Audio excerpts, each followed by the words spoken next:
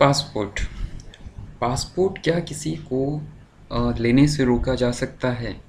अगर कोई अप्लाई किया तो उसका पासपोर्ट न मिले उसको, क्या ऐसा रोका जा सकता है? अब सवाल ये उठता है कि अचानक पासपोर्ट का टॉपिक कहाँ से आ गया। तो पासपोर्ट का टॉपिक इसलिए हम लोगों ने लिया अभी क्योंकि अगर आपको पता हो तो जम्मू एंड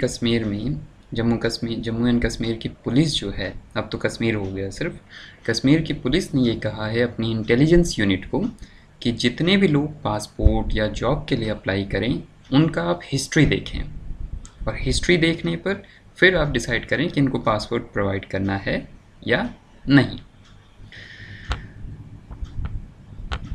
अब बात आती है कि क्या सच में डिनाई किया जा सकता है किसी एप्लीकेंट को पासपोर्ट से?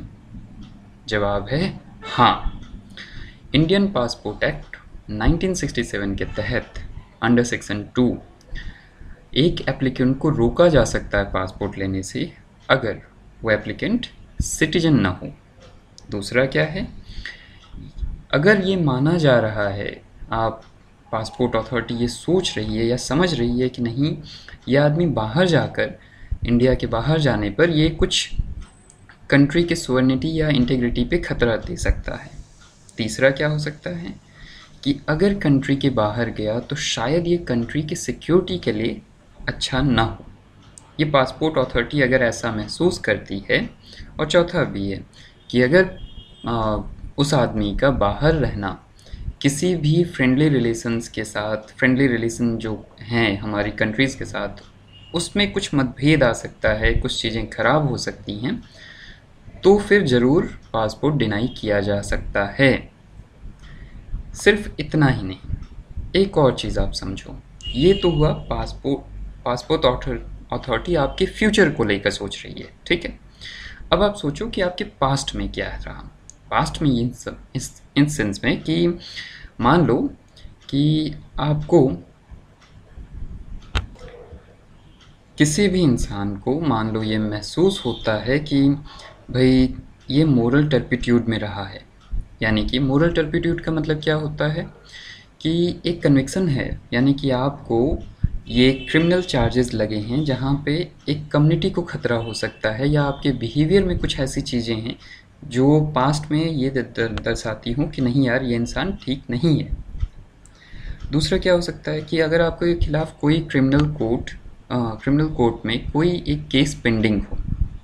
तीसरा क्या है, अगर आपके खिलाफ कोई अरेस्ट वारंट या समन निकला हो, या जिसके ऊपर आप जैसे कई बार भेजा नहीं जाता कि भई आपको कोर्ट में हाजिर रहना है, अभी आप छोड़ नहीं सकते देश। ऐसी कंडीशन में आपको पासपोर्ट डिनाई किया जा सकता है। या सबसे और इम्पॉर्टेंट चीज़ है कि अगर सेंट्रल गवर्नमेंट को ये लगता है कि ये पब्लिक इंटरेस्ट के खिलाफ है, तो फिर आपकी पासपोर्ट को रोका जा सकता है। अच्छा, इसके खिलाफ प्रावधान क्या है?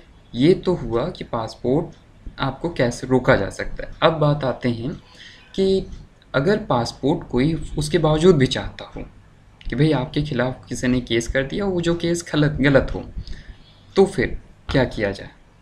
तो उसका तरीका क्या है, वही इंडियन पासपोर्ट एक्ट 1967 के तहत सेक्शन 22 कहता है कि अगर यूनियन गवर्नमेंट किसी को एग्जेम्प्ट करती है इन प्रोहिबिशन से, तो फिर उस बंदे को या उस बंदी को पासपोर्ट मिल सकता है। और सिर्फ इतना ही नहीं, 1993 अगस्त 25 को मिनिस्ट्री ऑफ एक्सटर्नल अफेयर्स ने एक नोटिफिकेशन जारी किया था, जिसके तहत उन्होंने ऐसे जितने भी केसेस हैं जो क्रिमिनल कोर्ट में पेंडिंग हैं, उसके बावजूद भी आपको पासपोर्ट दिया जा सकता है अगर वो इंसान कोर्ट से ये ऑर्डर ले आए, कोर्ट परमिट करे उसको कि हाँ, इस इंसान को बाहर भेजा जा सकता है। दूसरा क्या हो सकता है, अगर कोर्ट ये स्पेसिफाइड करता है कि वो एक पर्टिकुलर टाइम के लिए ही आपको बाहर भेजना चाहता है, कोर्ट ये ऑब्लिगेशन लगाता है कि नहीं भाई इतने दिनों के लिए ही आप बाहर जा सकते हो, तो फिर जिस पीरियड के लिए कोर्ट कहता है उतने पीरियड के लिए ही आपको पासपोर्ट वैलिड रहेगा। और तीसरा इम्पॉर्टेंट चीज़ है जिसके ऊपर केस भी चल रहा है कि अगर कोर्ट कहता है कि नहीं आप बाहर जा सकते हो, लेकिन वैलिडिटी नहीं देता कि कितने दिनों तक, कोई टाइम पीरियड स्पेसिफाई नहीं करता, तो फिर पासपोर्ट अथॉरिटी आपको सिर्फ और सिर्फ 1 साल के लिए पासपोर्ट वैलिडिटी दे सकते हैं। अब ये जो प्रोविजंस हैं, क्या इसके खिलाफ कुछ केसेस चले? मतलब ये तो गवर्नमेंट ने बनाया, अब क्या इसके खिलाफ कोई कोर्ट में केस चला? जवाब है हाँ।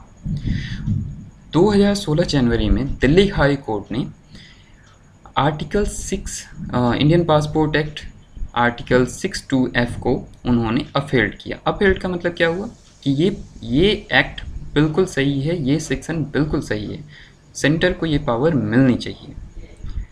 ठीक है, अब इसी के खिलाफ प्रशांत भूषण सुप्रीम कोर्ट में अपील करते हैं। उनका मेन दावा ये था कि भाई आपको ये डिस्टिंक्शन नहीं कर पा रहे हो कि सीरियस और नॉन सीरियस ऑफेंसेस के बीच में क्या डिफरेंस है, क्योंकि जो इंसान ऑफेंसेस में अगर कोई भी ऑफेंस है उसको आप कह रहे हो कि नहीं यार इसको पासपोर्ट नहीं दिया जा सकता। तो प्रशांत भूषण की दलील ये थी कि सीरियस और नॉन सीरियस ऑफेंसेस के बीच में आपको डिस्टिंक्शन करना पड़ेगा। Bailable and non bailable offences के तहत आपको ये डिफरेंस करना पड़ेगा कि किसको बेलेबल, कौन सा क्राइम बेलेबल है, कौन सा नहीं है। अगर बेलेबल है तो आप उसको पासपोर्ट अथॉरिटी उसको क्यों नहीं पासपोर्ट प्रोवाइड कर सकती।